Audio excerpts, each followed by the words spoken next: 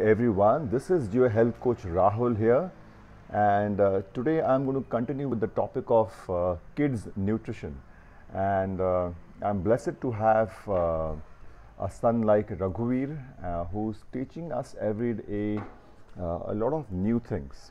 And life just keeps getting interesting with Raghuveer every day because the moment he was born, we decided that we are going to keep Raghuveer on correct human nutrition, and that's what the entire journey is all about. And I'm also lucky to be exposed to correct human nutrition for the past few years. I have changed my own preferences regarding food, my family's belief system. I have tried to influence them to change their food habits, and we have experienced benefits in health at very deeper and wider levels, and that has actually made all of us lead a medicine-free life. And that is what we all should be aiming for. We should be aiming for a medicine-free life, and the magic of medicine-free life lies within the correct human nutrition. It's not about eating plant-based food, or it's not about eating only vegetables or fruits, but it is all about understanding what you can digest and what your body can absorb maximum nutrient wise. Even if you try and fill in all the possible nutrients in this world synthetically in one capsule and try and consume it every day, thinking that that's going to energize you and give you the kind of energy and health that you're expecting to have a medicine-free life, it will never happen. So I'm going to talk about fasting in kids and food preferences, natural food preferences in kids. So Raghuveer keeps us teaching about his preferences in food.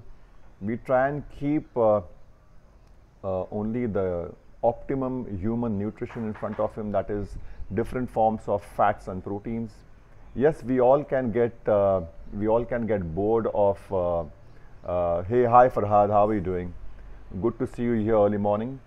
And so if you have any questions while you're listening to me, you can please post the question. So while we have kept Raghuveer on optimum human nutrition, he has started developing his own preferences.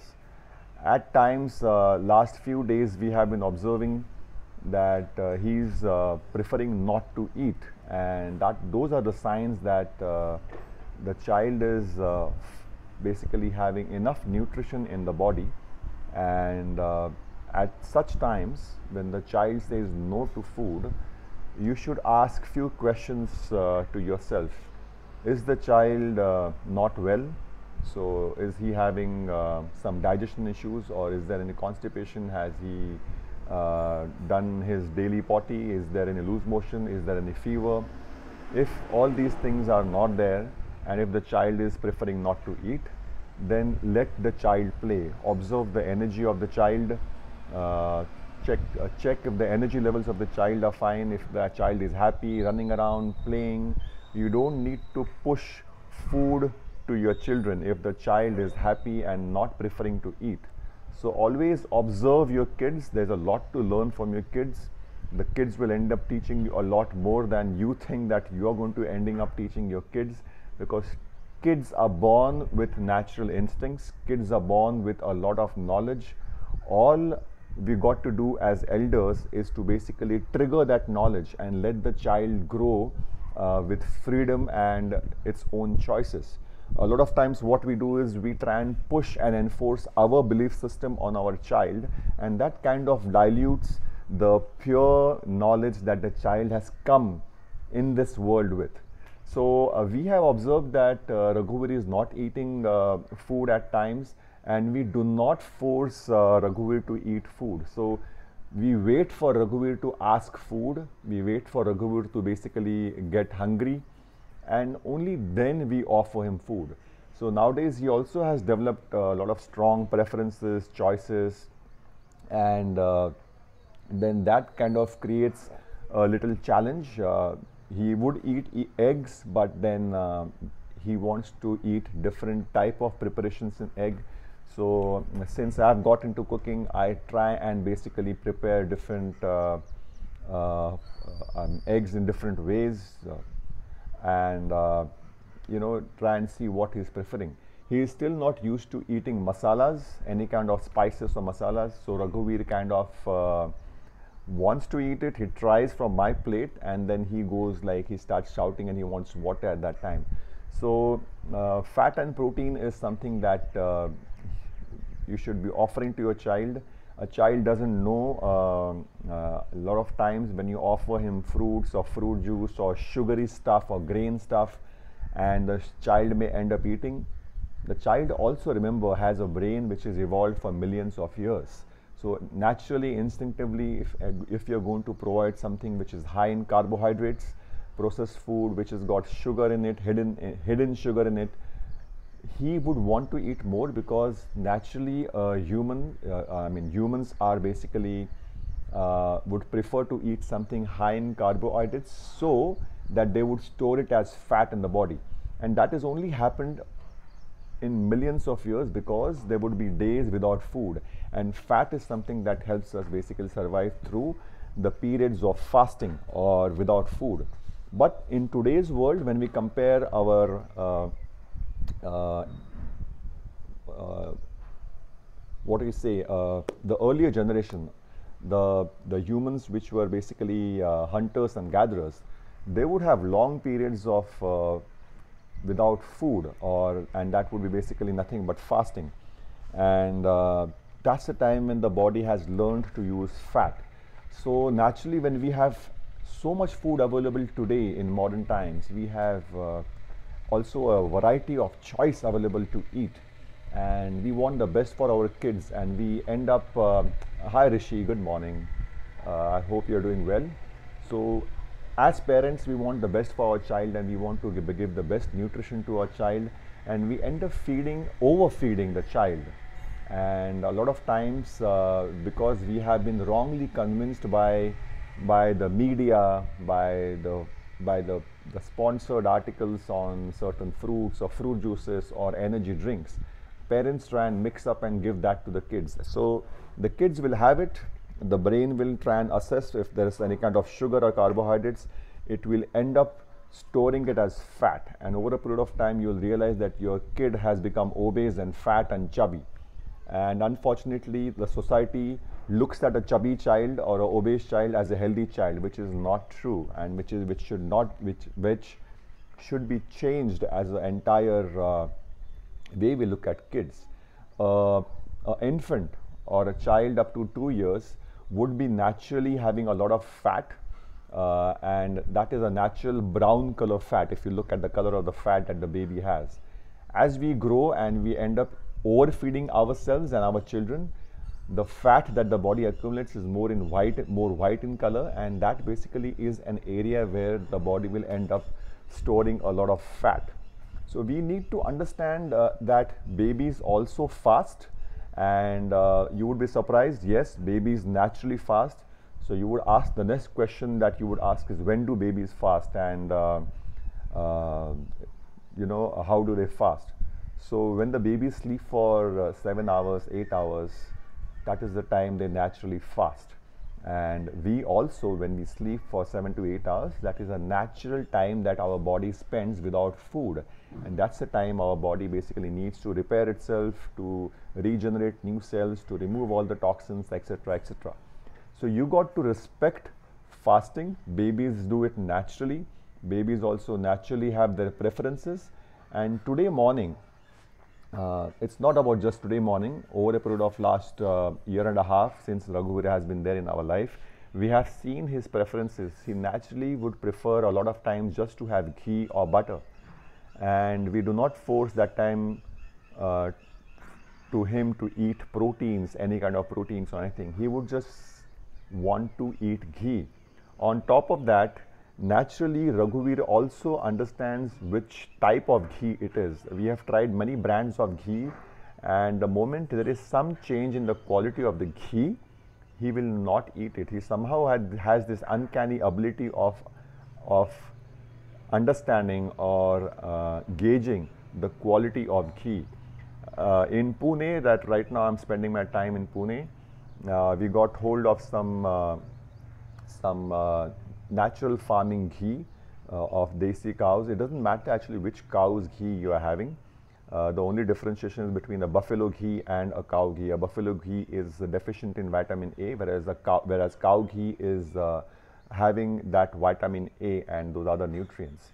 So we got hold of this amazing pure ghee without any additives or preservatives or anything else, and the quality of that ghee is just different. I mean, I myself have not tasted so smooth ghee in long time, and Raghuveer just loves it. So today morning he didn't want anything else, but the moment we offered him ghee, he ate about 7 to 8 teaspoons of ghee, and that's all what the body needs. The body needs good quality nutrition, dense energy, and saturated fat is nothing but saturated dense energy with amazing nutrients like vitamin A, vitamin D, vitamin E, vitamin K. So it is full of nutrition and essential fatty acids, essential cholesterol.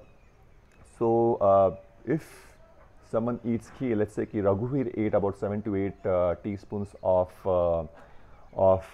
ghee, how long would it would take for him to again get hungry, or how long would he go without food on 7 to 8 teaspoons of ghee? He can go for several hours, at times several days he can go without food, but right now he is still young, a baby, an infant, and his needs for energy are very high because his physical activity is very, very high. So he ends up, babies and kids will naturally feel hungry more frequently than adults. So we got to respect hunger in kids, understand, track, observe.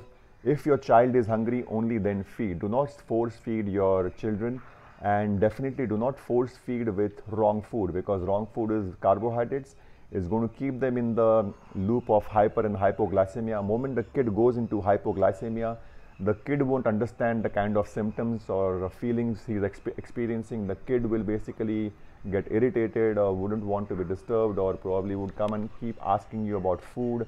And if he or she, that kid, doesn't get the kind of sugar and the carbohydrates what he is now used to, would basically get angry or throw tantrums. And I've seen kids throwing tantrums for pizzas and burgers and chips, wafers, colas, etc., because you have made your child an addict of sugar in different forms. Carbohydrates is nothing but sugar. So here we are blessed to have Raghuveer in our life. We have kept him on optimum human nutrition. We have not given him any kind of sugar. We occasionally give him some kind of berries or some seasonal fruits, a very small fruit, a small piece of a fruit, and he's majorly always been on fat and protein, so either eggs or fish, mostly eggs and fish. He eats a lot of pork and red meat whenever I'm eating from my plate, and he prefers fat over protein a lot of times. And that should teach us something about natural preferences of human beings. As a human, instinctively my brain, for long energy, for me to last without food, is going to always prefer saturated fat and protein for the muscle. So the question over here I'm getting is, Rishi is asking, sir, which ghee brand you use? For cooking, I use Amul ghee. And for eating, we use a lot of localized ghee. So any local dairy ghee, cow ghee. So there is one Samant dairy in Maharashtra. So we use ghee, cow ghee from Samant dairy. Locally, you can check out which is the local good brand in your area, and you can have that. Parsi dairy ghee is again very good. It's very good quality ghee. So we have used Parsi dairy ghee, cow ghee, and it is very good quality ghee. So you can check that out as well. Farhat, can I train heavy on an empty stomach, or do you suggest a meal before workout as I'm trying to lose weight? Hey Farhad, good question, very good question. If you have seen my videos and my workout pattern, and what I basically suggest people is that you should be working out in a fasted state. I don't think it's going to affect your strength at all. Post workout also, it is not important to eat immediately, because what main thing what you're trying to do over here is you're trying to lose weight. So to lose weight, you should be exercising in a fasted state. If you're working out in the afternoon, do not eat anything till afternoon. Work out in the fasted state. See the energy just increasing as you work out in the fasted state. Post workout, you would realize that you are not really hungry because your body would go into a physiological ketosis. So respect that. Do not eat when you are not hungry. Wait for hunger to strike and then have your protein shake or whatever you're having, whatever is your meal.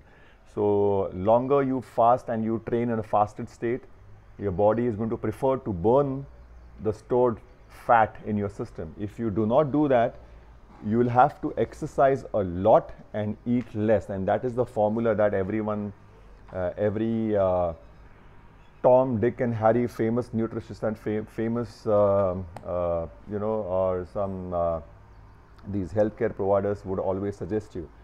So this suggestion of eating less and exercising more will only help you lose weight temporarily, but later after some time you'll end up gaining more weight once you go back, because naturally your body subconsciously, the brain maps, the millions of years evolution that we have, the brain knows what exactly to do. If you eat less over a period of time, it will slow down your metabolism and it will start storing whatever you eat as food, and it will be difficult for you to lose weight. So my suggestion is exercise in fasted state. Do not eat till you're hungry, and when you eat a lot of fat and protein. So muscle gain, yeah, you'll end up gaining a lot of muscle this way. So thank you guys for listening to me. It was good to have all of you here. And kids nutrition, again, I would want to enforce this point. Kids naturally fast during the sleep. When they wake up in the morning, parents should not force them to eat or drink anything. If they're hungry, respect that and then offer them the correct food. And parents are the role models, so parents should be also eating the right food. Look after your own health so that the kids, they look at you and they would learn. Raghuveer picks up everything I do, and he's observing me all the time. Whatever kind of behavior I'm doing, whatever kind of expressions, whatever I'm talking, whatever I'm eating, he's observing me every day, observing all of us every day, and he picks up everything what we are doing. So the role models for your kids, we are the role model. The elders in the family are the role models. Always be careful of who is around your kid, because you don't want the wrong influences to basically affect your kid, especially in the growing age. So look after that. And so preferences of your children, and you'll also see if your child is carb dependent, carbohydrate dependent, unknowingly you have done that damage till now. And once you start changing those preferences, those choices that you are offering your kid, over a period of time your kids would start loving the fat and protein that you're offering, and you can start slowly seeing the natural preferences that the child will start making. They would naturally prefer something in fat and protein, and you would see the behavioral changes in your kids moment they start eating optimum human nutrition. You would start seeing the focus will be much better of the kids who are on fat and protein. They would be physically more active. If your child is suffering from eyesight issues, check the nutrition, very, very important. Nutrition is the key. If your child is suffering from lack of focus, again, nutrition is the key. If your child is someone who cannot, who's hyperactive and needs special attention, again, food is the key. So if your kid is autistic, is experiencing autism, or even medical condition where the kid is experiencing seizures, any kind of seizures or fits, even over there, carb-free diet or zero carb diet, that's basically a keto diet, is prescribed for kids experiencing autism and or seizures or fits. or epilepsy. So in epilepsy, keto diet has been prescribed for more than 100 years. So it is not something new. Keto, everyone basically talks about keto diet, and a lot of people try and push you away from keto diet, saying it's not good for the kidneys. It's all basically BS, capital BS. It's all bullshit.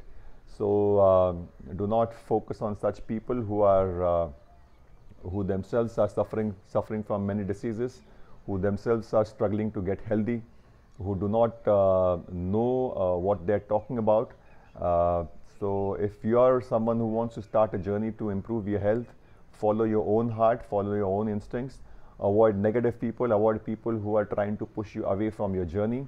And keto has been around for more than 100 years, and it has been medically used to actually help kids and people with epilepsy, and that itself is a proof that it is good for your brains, and your brain can easily perform in ketosis or on ketones, and that is the preferred fuel by your brain, because the earlier years of your child, in fact from the last trimester, your child's brain is actually growing only on ketones.